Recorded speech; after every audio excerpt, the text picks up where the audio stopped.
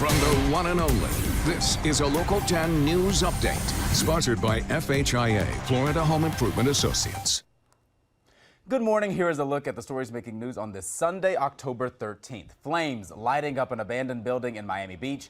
Fire rescue rushing to the scene at 29th Street and Collins Avenue Saturday. Surrounding streets were shut down for about an hour as firefighters worked to put out those flames. No injuries, though, were reported.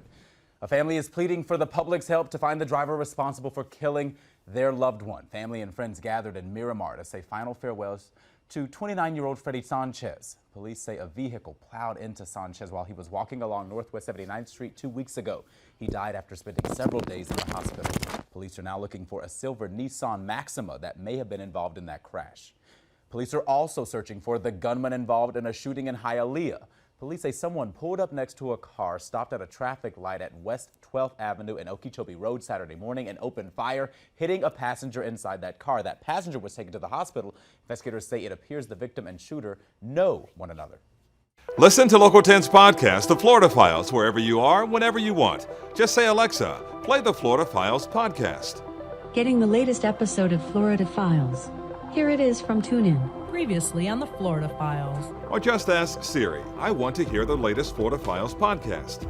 Here's the newest episode of the Florida Files. Get the Florida Files on Alexa, Google Home, or Apple devices just by saying play the Florida Files podcast. The Florida Files from the one and only Local 10.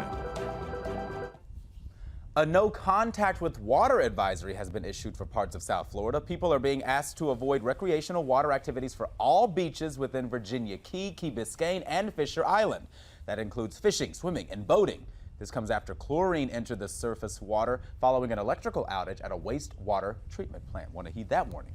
And as breaking news happens, we have you covered on air and online. Just head over to local10.com for more local news coverage and updates.